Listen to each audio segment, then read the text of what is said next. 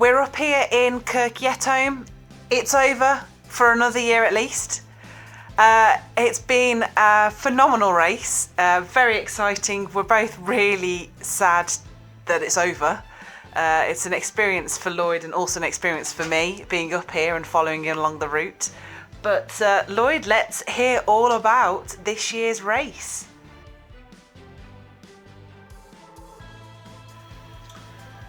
Yes, I started off with the leading pack, as I sort of guessed I would be, the way the runner I am. But I took it easy this time, comparatively easy to last year, and I let the pack go off into the distance, did my own thing, and by and large, it was the story of the whole race actually. 95% of it I was by myself, which I think is quite unusual. And although I was arriving into checkpoints slower than in previous years comparatively, or last year comparatively, I tended to be better at the checkpoint management, and I'd only have a couple of hours at each checkpoint, and that was the plan. So I tended to catch time back up. I had a big low around the second day, Montane particularly. Field centre there. I don't know how close I was really to dropping out, but my feet had swollen massively, and I knew there was a bigger pair of shoes waiting for me in my drop bag, and that was probably the thing that kept me going, was the feeling that let's just get to Hawes and sort my feet out there, and then I can make a proper assessment of whether to continue or not. Trying to repair my feet out on the trails in small shoes was only going to result in me not being able to put my shoes back on. But that was a really difficult day. It was that second day, and probably the lowest point of all was probably around about the Horton and Ribblesdale area, where there's still a fair chunk of the distance left to get to Hawes. I think certainly for the entirety of the race, Horton is the one place where I saw you and thought, is this it? Yeah. Is it all over? You didn't look great. I think there was a best 50-50 call whether I was going to finish at that point, and I think that's Sydney being quite generous. Also just north of Horton, the temperature really dropped, the wind really picked up. Got to be touching gale force up there at the Cam High Road. And I had to put an extra layer on, and by doing that you have to take a layer off. You're out to shell, and I couldn't get my shell back on because my fingers have been exposed to the cold just for a few seconds. In fact, I've still got a bit of frost nip from that now. I've lost sensation to the tips of my fingers. Thankfully from Hawes, I and the checkpoint volunteers got me sorted out, and I was back on my way, so I had thankfully pressed that reset button, but that was a real low. From there to Middleton, I felt much better. I was making good progress, slow but steady, and again had a couple of hours in Middleton. And then really was about to face what has been on my mind the whole time, which was Cauldron Snout and Falcon Clints, which really caused me a lot of damage last year. But I put my ice spikes on, and I didn't have the same sort of slips, trips and falls, which seemed to be happening far too frequently last year, and it proved I didn't need to fear them in the same way I did, same way as to what happened last year. Did the ice spikes help? Without question. I think also changing my shoes to a different brand also helped as well. I think it was a combination of things. Then we hit Dufton checkpoint, which was ultimately where I was brought back when I dropped out last year. But I arrived in Dufton, as opposed to being in a state last year, really quite a bad way. This year I felt in really good form, and so I knew I was definitely going to get further than last year. then it was a case of doing the long ascents, eventually hitting Crossfell, and my word, that's like a different environment out there. The snow was exceptionally deep. You wouldn't have looked stupid had you put on snowshoes or skis. It was that kind of depth. But some people said they didn't enjoy it. I mean, for me, that was a highlight of the whole trip. I loved it, just because it was so alien. Then had some lovely noodles at Greg's hut, didn't stop for long and cracked on. It was only really in the last couple of miles to Alston that I really started to feel quite energy depleted and needed that rest. For me, the big events were still to come. So Alston to Bellingham, the sleep deprivation for me, that was the stage where it started to really hit.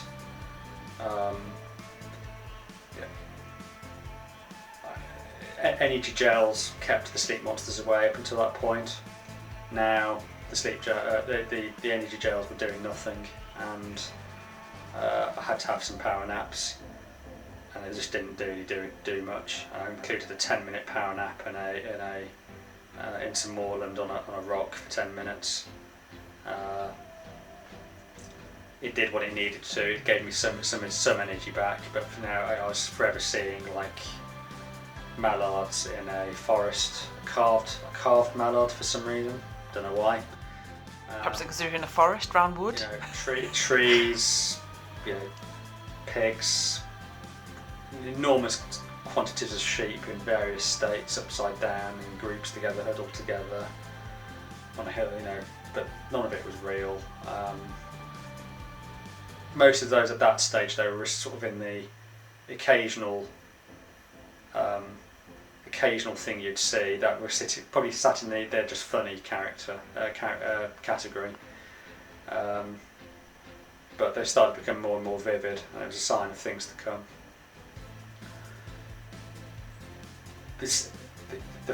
Going at Bellingham, I decided I was going to have a shower, a proper sleep, and then crack on. For whatever reason, I changed plan last second to have a 1 hour sleep, no shower, and just get in and get out. And I think I just want the overriding aim here was now just to finish the thing. Why hang about? Let's just get crack on. Still quite a distance to go though. Yeah, and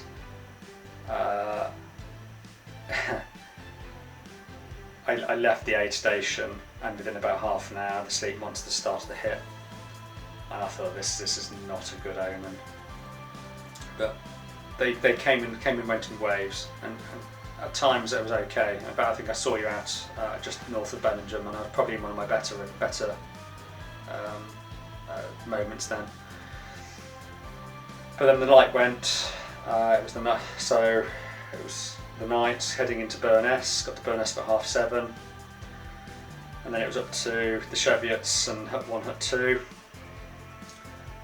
Hut 1, I was in a really good mood. The snow was clearly quite deep, very, very windy again. But again, got to Hut 1, had a 10-minute power nap, kept the worst of the sleep deprivation at bay. But then Hut 1 to Hut 2, the wind was so strong that it blew any previous trail away. I was hitting extremely bad snow drifts. I think it's just random chance as to what you hit with the lines you took. And progress was down to like meters per minute, and the sleep deprivation hit massively then, and there was no respite. And I started to become convinced that I had to race for position. I don't know why I had to decide that, because I wasn't in really a race position, as such. And that I convinced myself that there was loads of headlights now chasing me from the pack, and that everybody could see how badly I was doing. I was embarrassing myself, and I needed to put better effort into it. And effectively, what I was doing was I was trying to sprint up the hill, doing like hill rep pacing to get up the hill. You try doing that in that terrain, that amount of snow. with that amount of sleep deprivation, it really was not funny, to be honest. And not just seeing those lights, which I think in hindsight they were just stars in the sky. That's as simple as what it was.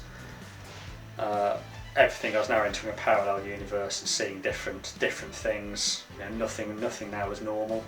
So it wasn't just the odd, duck in a forest. Everything just looked different. So I arrived at Hut 2, and the guy there welcomed me in. He said, you're going at a cracking pace, well done. I said, what are you on about? All the people chasing me down. He said, no, I've been tracking you since Bellingham. Since Burness. You were only about half an hour ahead of them leaving Burness. Now you're about 3 hours ahead.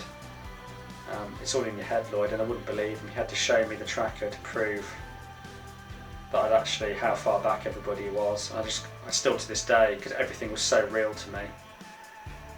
And at that point, once he'd forced me to have a drink and a small rest, which I conceded to eating a chocolate bar, I moved on for the final 6 miles to the finish. But the sleep deprivation was so bad at the finish, everything just got to me, and I think I touched the wall and I burst into tears.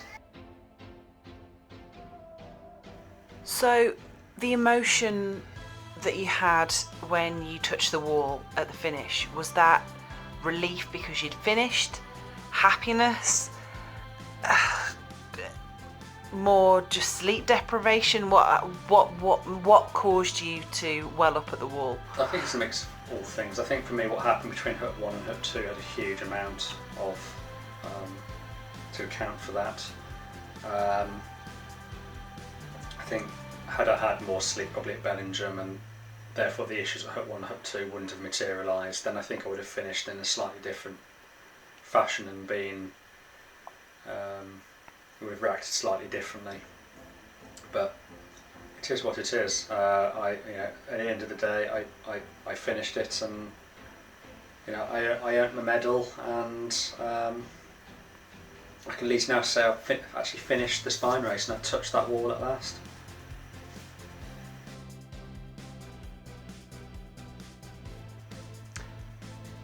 No major injuries this year, which was good. We didn't want another DNF.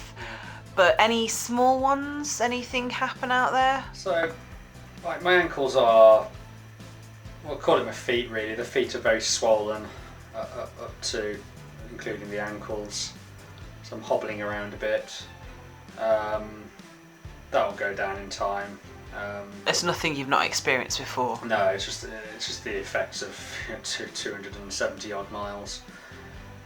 Muscularly, far better than previous years. In fact, better than any other ultra event that I haven't stiffened at all. I feel like I could go out for a run tomorrow physically.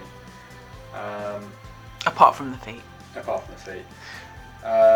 Clearly going to lose a couple of toenails. Again, nothing we haven't seen before. Nothing unusual there. That's because of the swelling on day 2. So that's fine. I've got a few sores around my waist. That's actually just where my leggings have eventually rubbed a little bit against the bone. And then I've got a bit of frost nip in my fingers. Still quite. Both of the tips of my fingers, particularly on these ones, are quite, well, they're numb at the second, which is worrying me that hopefully I haven't done any long-term damage, because they don't feel great at all. Well, hopefully in a week or two that'll return back to some normality, because the blood's clearly still flowing. There's no frostbite as such.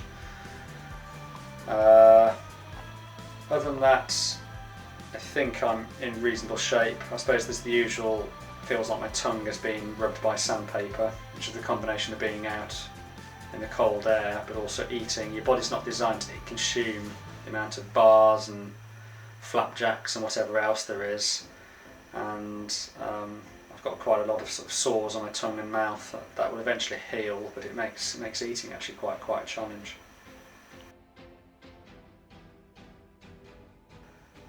118 hours and 47 minutes. How much sleep did you have? Nothing at Hebden.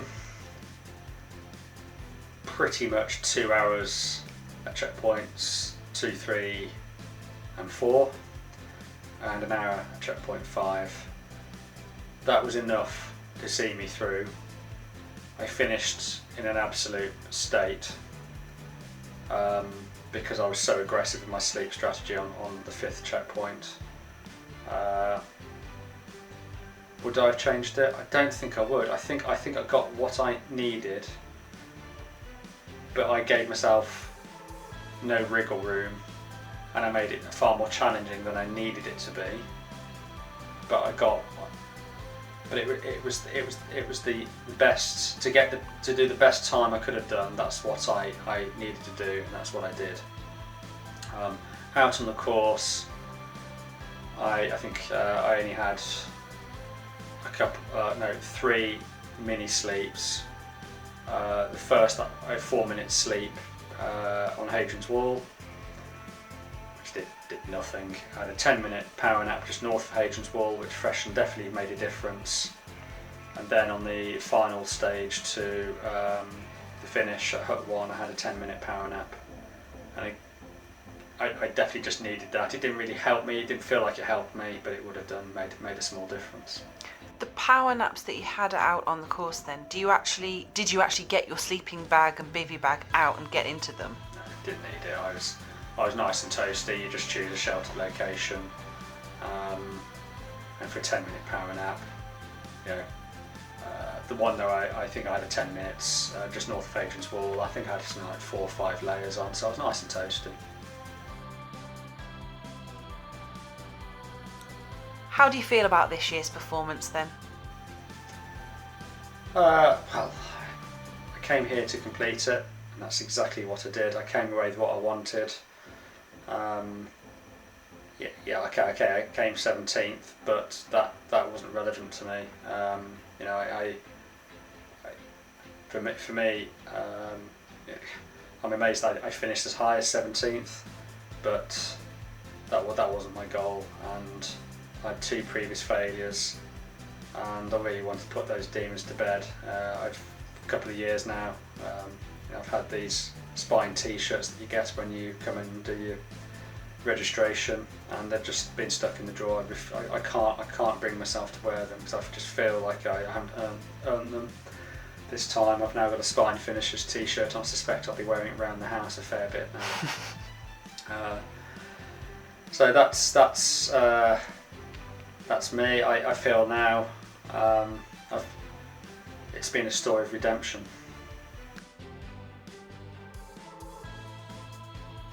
It's been a fantastic race this year in terms of the weather. When I say fantastic, probably not for you, but for spectators, with the different weather conditions, it's been really fascinating to dot watch. What have been your high points of the race? Despite all the sleep deprivation I've had, I actually felt my checkpoint management was reasonably decent. I mean, there's always things you can do better, but by and large, a couple of hours at each checkpoint, with the exception of Bellingham, where I only had an hour, seemed to be about enough. I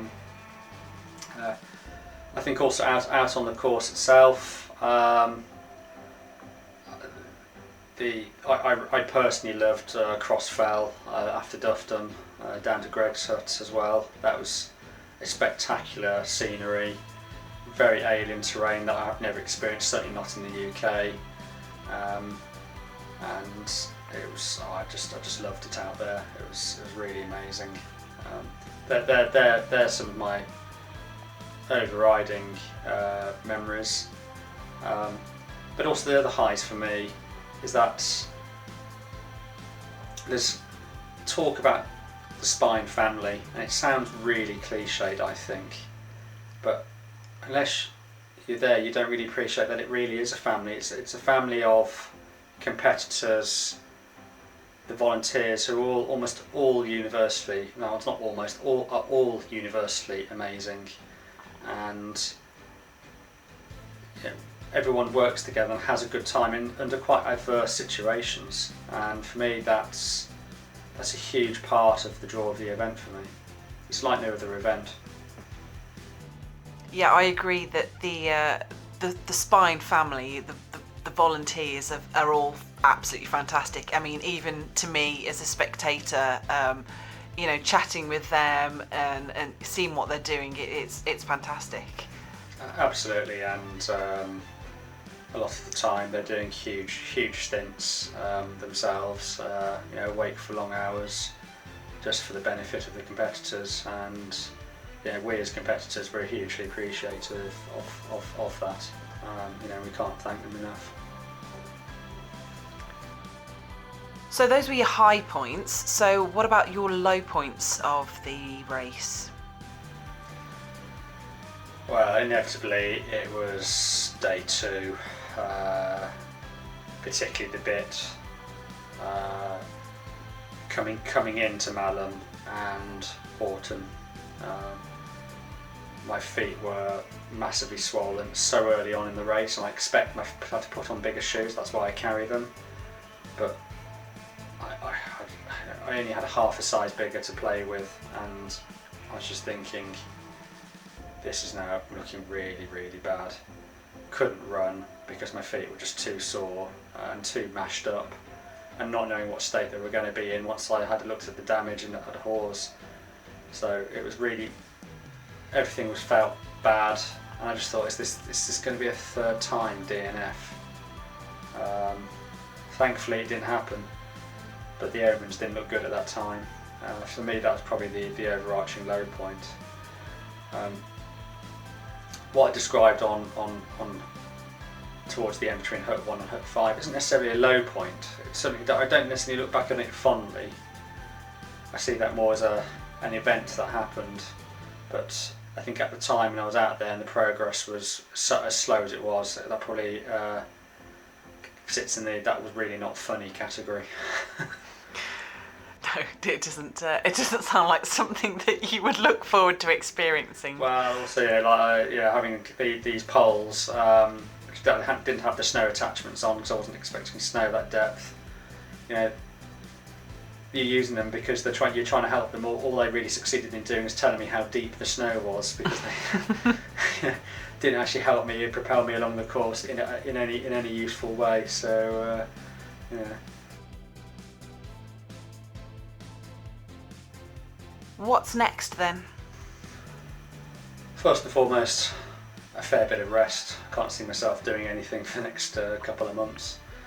I think if the question is, would you do this again? There's a fire that's still burning and it's flickering, and I'm thinking, yeah, quite fancy another go. I don't know whether you'll divorce me on the spot if I did it. But, let's take stock. But it's a race like no other. Enjoyable. Mostly, well, when you're out there, a lot of the time, and some people I think of that kind of have that kind of disposition where everything's enjoyable. I suppose for me it comes, you know, it's almost the pain is enjoyable, but only in retrospect. At times out there, you're like, why on earth am I doing this? I'm definitely of that ilk. But you look back on it so fondly, and you know, if it wasn't the spine, what would it be? I can't really think of anything else. Well, that's a wrap, folks. It's been an epic race this year, and we've had a fantastic time. Congratulations to every single competitor who took part, and hats off to the army of volunteers without which this race really couldn't happen. So thanks, guys. So all there's left to say is thanks so much for watching, and we will be back soon with more adventure runs and races.